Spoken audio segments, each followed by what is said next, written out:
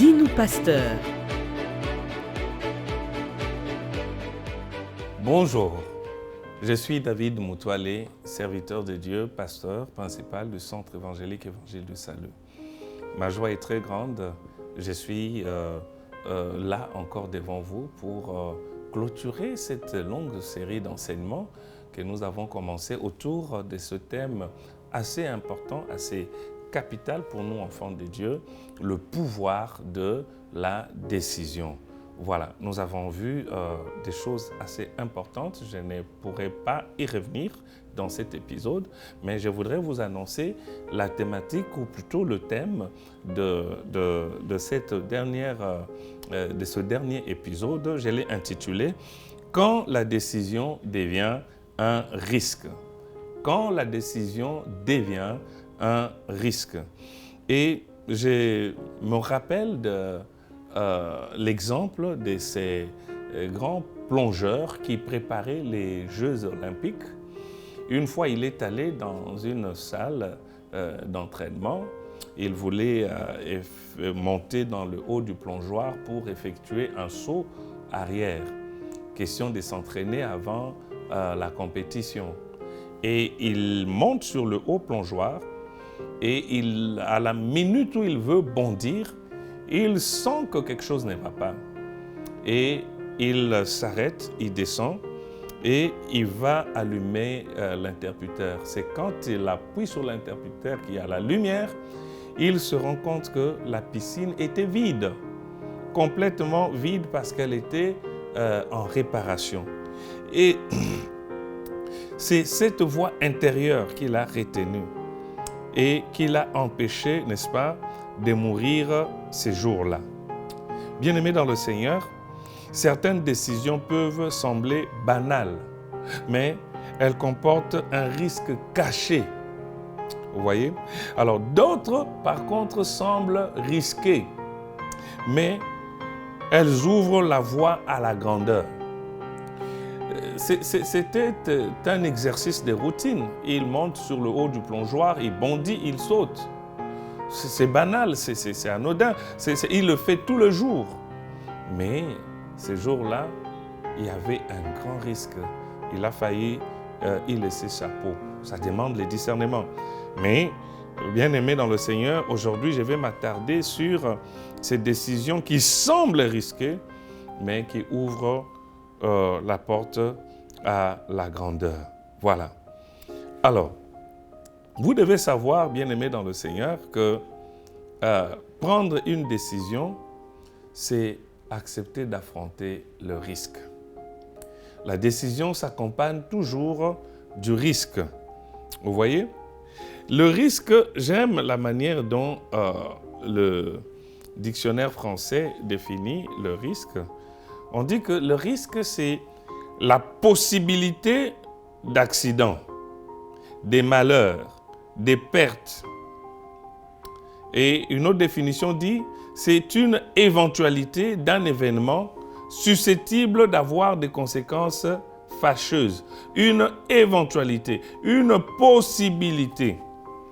Donc quand vous prenez une décision, il y a une possibilité que vous vous cogniez au mur, que ça ne marche pas.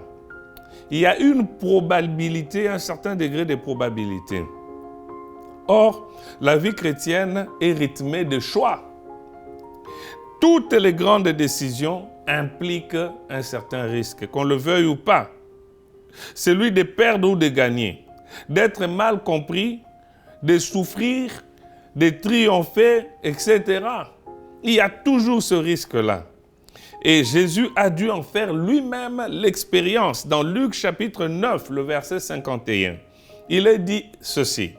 Lorsque le temps où il devait être enlevé du monde approcha, Jésus prit la résolution de se rendre à Jérusalem.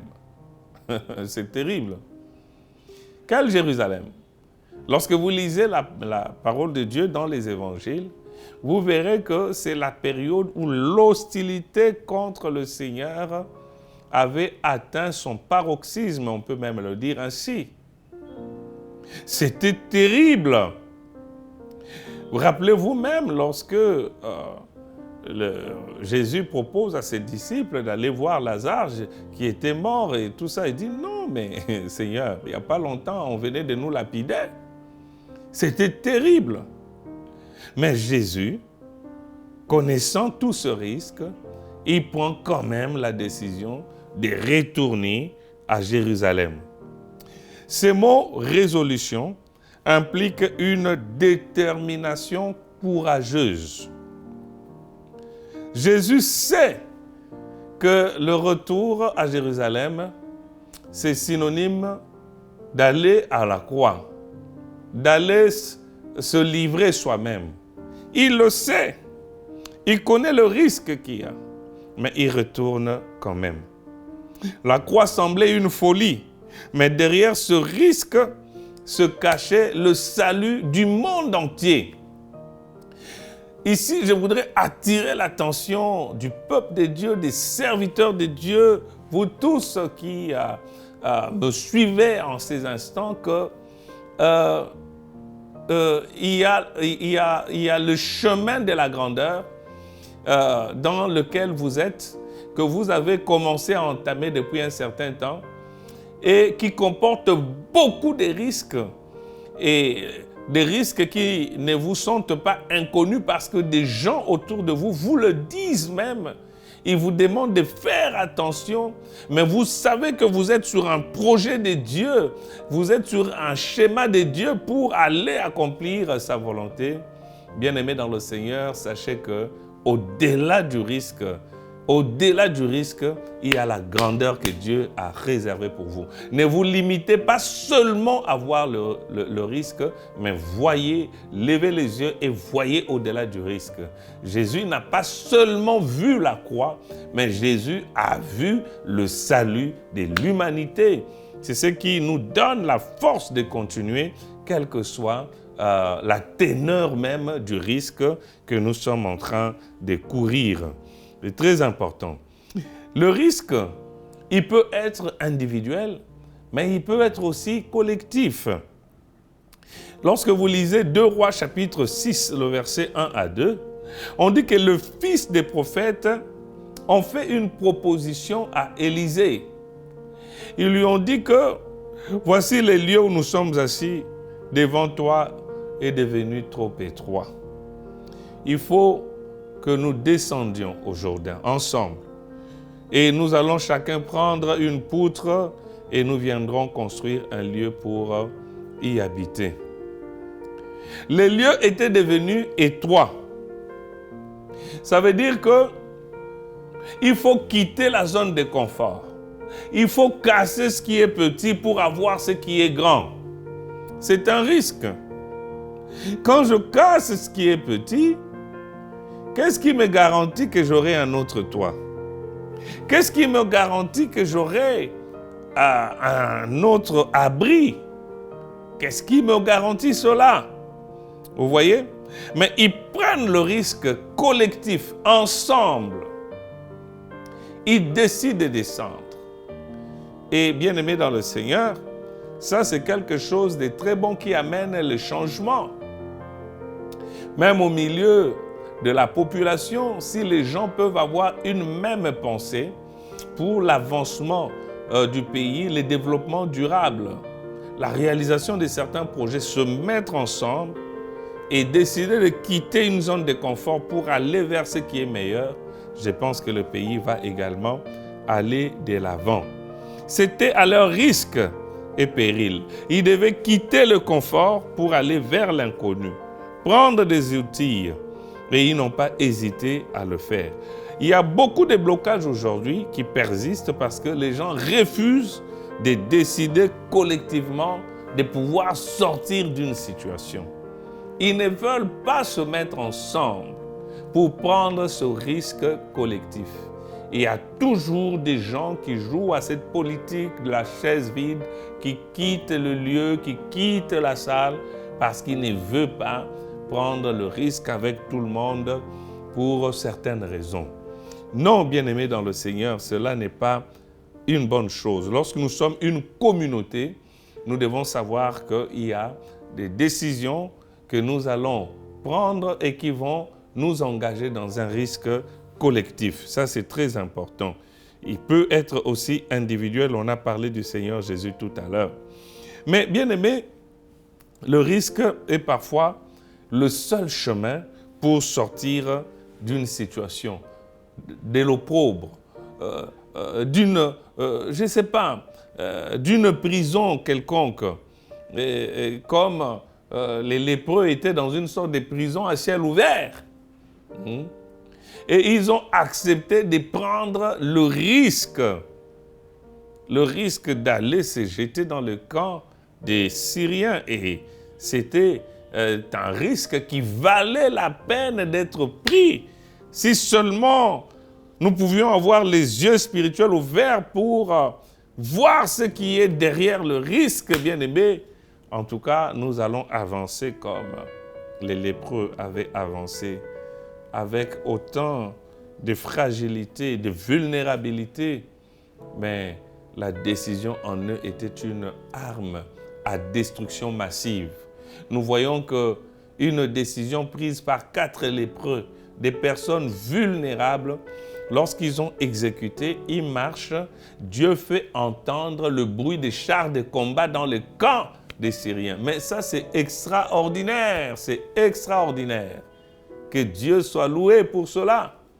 Bien-aimés, acceptons de prendre le risque en tant que groupe et sachant que le risque est inévitable. Dans Néhémie chapitre 2, le verset 17 à 18, Néhémie fait constater à ses compatriotes, il dit, « Vous voyez les malheureux états dans lesquels nous sommes. Voyez, venez maintenant, rebâtissons les murailles, jetons-nous dans l'eau. Chacun doit mettre la main dans la pâte. » Et relever les ruines était une entreprise périleuse parce que c'était provoqué Sanballat. Sanballat et les Tobija avaient des intérêts. Ils avaient bâti leur système et il n'était pas de leur intérêt que les murailles soient rétablies. Ils vivaient de ça. Raison pour laquelle rebâtir les murailles était synonyme de les affronter entre guillemets sur leur propre terrain ou sur les terrains où ils avaient déjà pris des racines. Mais le risque est parfois inévitable quand on doit accomplir la volonté de Dieu, quand on doit accomplir la mission de Dieu, le risque est inévitable, inévitable. Vous voyez un peu, nous devons savoir également cela. Alors, lorsque vous êtes confronté à des risques comme Néhémie, comme le Seigneur Jésus et comme tant d'autres personnages dans la parole de Dieu, il faut décider malgré l'incertitude. Regardez, vous allez avoir, à cause de la réalité du risque, une certaine incertitude dans le cœur, un certain inconfort. Vous sentez que ça ne marche pas totalement. Dans Esther 4, versets 13 à 14, vous connaissez très bien l'histoire. Esther aime son peuple. Esther aime son oncle. Elle veut bien sauver son peuple. Mais seulement, il y a une loi qui l'empêche d'aller voir son propre mari afin de demander cette faveur, afin de demander la sécurité. Il y a une loi qui l'empêche. Mais Mardochée lui dit que ne t'imagine pas que tu échapperas seul d'entre tous les Juifs parce que tu es dans la maison du roi. Ah bon? Donc ça veut dire que ça va m'atteindre aussi? Esther se retrouve entre les marteaux et l'enclume. Double risque. Le premier risque, c'est son refus d'agir va amener à ce qu'elle subisse exactement ce que ses compatriotes juifs devaient subir. Mais d'autre part, si elle se rend chez son mari sans être appelée, elle risque de passer à la guillotine. Donc, vous comprenez ce double risque-là pour une décision salutaire. Ce n'est pas facile, bien-aimé dans le Seigneur. Quelle incertitude! Vous choisissez quel côté? Quel côté? Quand vous vous retrouvez dans une situation pareille, frères, sœurs, décidez malgré l'incertitude, décider d'avancer, décider de faire quelque chose après avoir reçu les orientations du Seigneur. Esther a jeûné et prié pendant 3 jours. Elle a fait jeûner même ses servantes, elles ont prié avec elle. Et elle a eu de la force, merveilleux. Bien-aimés, c'est dans sa présence que nous recevons la force. Je ne vois pas là où on a dit que Dieu lui a dit, va voir ton mari, même si tu n'es pas appelé, on ne va pas te tuer. On n'a pas vu ça. Mais, bien-aimés dans le Seigneur, quand nous prions, parfois il n'y a pas une réponse directe, mais il y a une certaine force. Il y a une certaine énergie que nous avons dans le cœur. On sent que ce que je suis en train de faire, ce n'est pas mauvais, ce n'est pas contre la parole de Dieu. Et je sens que je dois le faire. Et après avoir prié, j'ai reçu la force de la part du Seigneur. Alors j'y vais. Voilà ce qu'il faut faire tout simplement. Elle est partie. Elle s'est rendue chez le roi. Et curieusement, contre toute attente, le roi n'a pas respecté la loi, n'est-ce pas, pour recevoir sa femme et écouter sa requête. Ça, c'est quelque chose de très important à faire lorsque nous sommes confrontés, bien-aimés dans le Seigneur, au risque. Il faut décider, et il faut décider après avoir été dans la présence de Dieu pour être fortifié par lui. Mais il faut décider dans la foi. Vous allez décider avec la foi. Parfois, il n'y a pas de garantie même humaine. On a vu pour Esther, il n'y avait pas une directive quelconque. Et aussi pour des gens comme Daniel, il n'y avait pas une garantie quelconque que puisque toi, tu parles au roi, voilà, les risques que tu prends, on peut parler ou bien tu pourras parler au roi, il pourra intervenir. Et le Daniel ne sait pas comment le roi va agir. On a donné une loi, une mauvaise loi, il faut arrêter de prier. Alors Daniel doit prier, parce qu'il n'y a aucune loi de ce monde qui contredit la loi par excellence, qui est la parole de Dieu et qui doit être acceptée par le croyant. Vous voyez un peu? Donc, c'est ce qui est arrivé. C'est ce qui est arrivé. Daniel a continué à prier le Seigneur, son Dieu, 3 fois par jour. Il savait que c'était risqué, mais il n'a pas arrêté et on l'a jeté dans la fosse aux lions. C'était un risque d'être jeté dans la fosse aux lions. Mais maintenant, il est dans la fosse aux lions. Mais qu'est-ce qui se passe? Est-ce c'est maintenant qu'il est mort ou c'est toujours un risque? Parce que, regardez, le risque est d'être jeté dans la fosse aux lions, mais le risque est aussi d'être dans la fosse aux lions, mais de ne pas être mangé par les lions et de s'en sortir sain et sauf. Donc, quand on est dans la volonté de Dieu, quelle que soit la pression du risque, comprenons que ce n'est qu'un risque. Ce n'est qu'un risque. La vipère peut s'accrocher sur notre bras. Ça veut dire que tout le monde voit qu'il nous a mis son venin, son poison. Mais ce n'est qu'un risque. Parce que le Seigneur, notre Dieu, est capable, n'est-ce pas, de fermer la gueule des lions et de faire en sorte que le poison de la vipère devienne comme une simple piqûre d'une abeille ou d'une petite moustique. Car rien n'est impossible à notre Dieu. Il n'y avait pas de garantie humaine, mais c'est la foi qui a motivé Daniel à continuer. C'est la foi qui a motivé Esther aussi à continuer. Jusqu'à ce que Daniel soit jeté dans la fosse aux lions. Ses 3 amis aussi, mêmement, ils ont été jetés dans la fournaise ardente. Ils avaient dit que notre Dieu est capable de nous délivrer, mais même s'il ne le faisait pas. Donc il n'y avait pas de garantie humaine, mais ils ont décidé par la foi. Face au risque, il faut imposer la foi. Et c'est la foi qui va vous amener à braver le risque et à continuer d'avancer jusqu'à ce que vous allez atteindre votre objectif. C'est très important. Daniel est jeté dans la fosse aux lions, mais Daniel n'est pas dévoré par le lion. Donc les risques est resté risque. Bien-aimés dans le Seigneur, le risque dans ta vie restera au niveau du risque.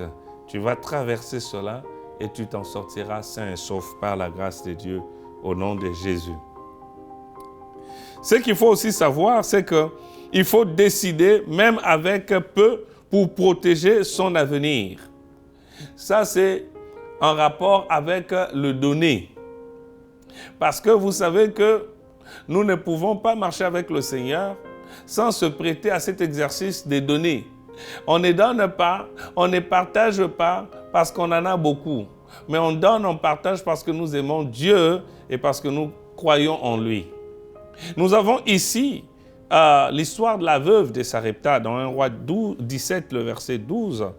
Cette femme qui vit, n'est-ce pas, dans ce coin du pays, en pleine crise, en pleine sécheresse, qui a déclenché une crise alimentaire, économique grave. Et elle reçoit la visite d'un prophète de Dieu qui lui demande à manger. Mais c'est pas croyable. Voilà une pauvre veuve avec un enfant qui n'a que peu de farine et peu d'huile dans le pot, dans le bocal. Comment faire? Il faut faire un petit gâteau aujourd'hui, nous mangeons, mon fils et moi, et demain nous attendons la mort. Nous attendons la mort. L'homme de Dieu lui dit non, ce gâteau-là, il faut d'abord faire pour moi. Waouh! Bien-aimé dans le Seigneur, nous avons quelque chose de peu. Il y a des gens qui ne donnent pas à Dieu, qui ne s'aiment pas dans l'œuvre de Dieu, disant qu'ils n'ont pas grand-chose. Je n'ai pas grand-chose. Dieu lui-même me voit. Dieu lui-même me comprend. Non, bien-aimé dans le Seigneur, Dieu comprend quand tu poses plutôt cet acte de donner.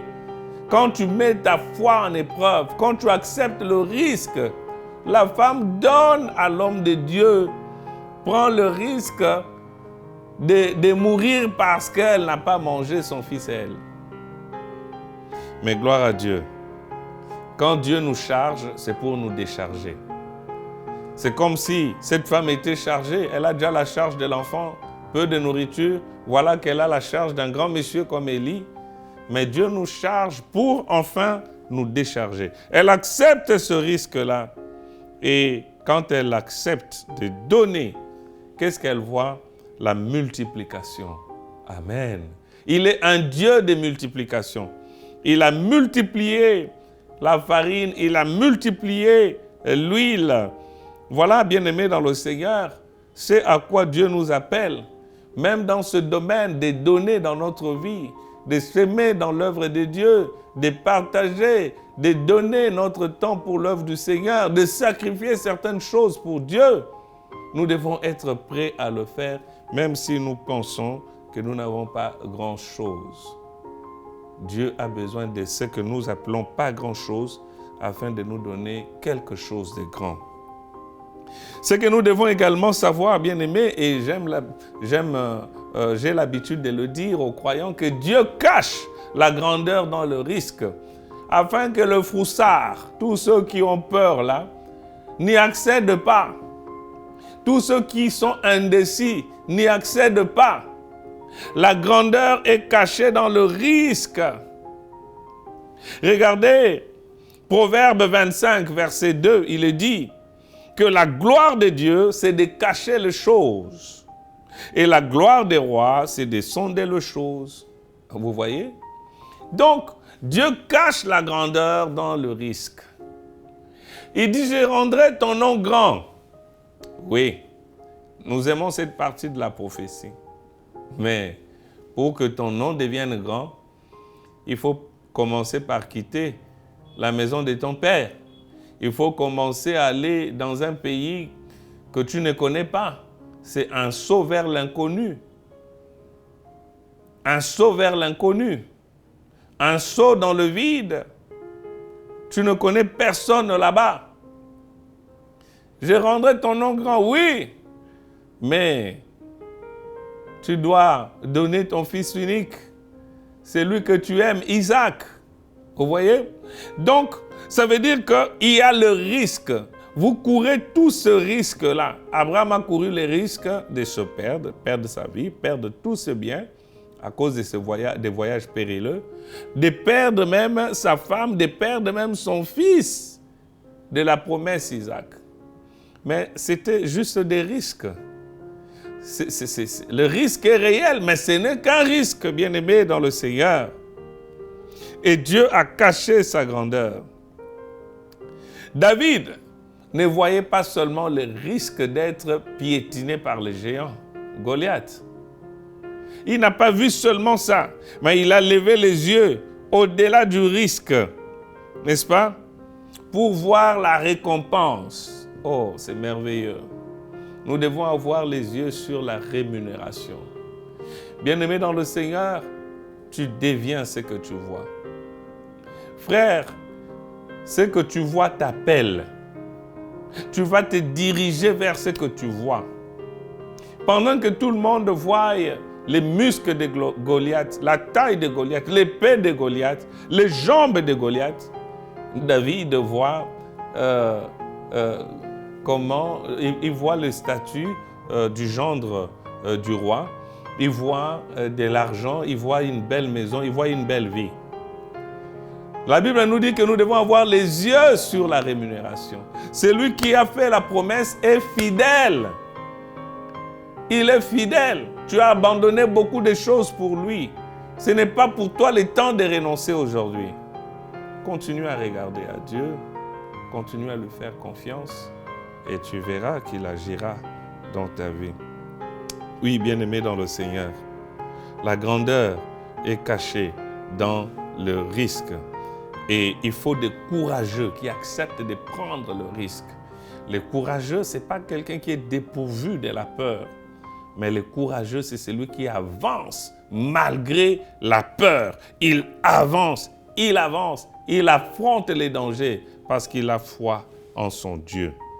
La croix du Seigneur Jésus était le plus grand risque.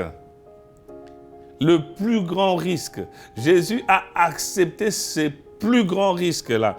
Il a quitté la gloire pour naître comme un enfant vulnérable. Quel risque? Il a risqué l'incompréhension, les rejets, le clou, tout ça. Jésus a accepté cela. Dans Romains chapitre 5, le verset 8, il est dit, « Mais Dieu prouve son amour envers nous, on sait que lorsque nous étions encore des pécheurs, Christ est mort pour nous. » Mais il meurt pour nous, qui lui a rassuré que nous allons l'accepter? Qui lui a rassuré que nous allons le suivre? Il avait la foi que son œuvre ne sera pas vaine. Oh bien-aimé, tu dois avoir cette foi-là. Tu dois avoir cette foi. Le vrai danger, c'est de ne rien risquer. Le vrai danger, ce n'est pas le risque, mais le vrai danger, c'est de ne rien risquer. Barak a refusé de monter sans Déborah. Il a perdu l'honneur qui lui était destiné. Celui qui ne risque rien, bien-aimé, il n'a rien et il n'accédera pas à la grandeur ni à la gloire. Pourquoi tu as peur du risque? Parce que même s'il t'arrive d'échouer, au moins tu auras appris. Au moins tu auras essayé. Oui, pense à ça. Un homme a dit, soit je gagne, soit j'apprends. Si tu n'as pas gagné, c'est que tu as appris. Oui, il faut le savoir, bien-aimé dans le Seigneur. Aujourd'hui, tu peux changer d'étape si tu acceptes de prendre des risques dans ta vie. Mais des risques, bien-aimé dans le Seigneur, bien mesurés parce que tu sais que tu es dans la volonté de Dieu, tu as aligné ta décision par rapport à la volonté de Dieu. Le Seigneur t'appelle à l'action, alors que j'arrive au terme de ce message. Dieu t'appelle à l'action. Il t'appelle à te lever, à prendre une décision. Si ça ne marche pas, au moins tu auras appris.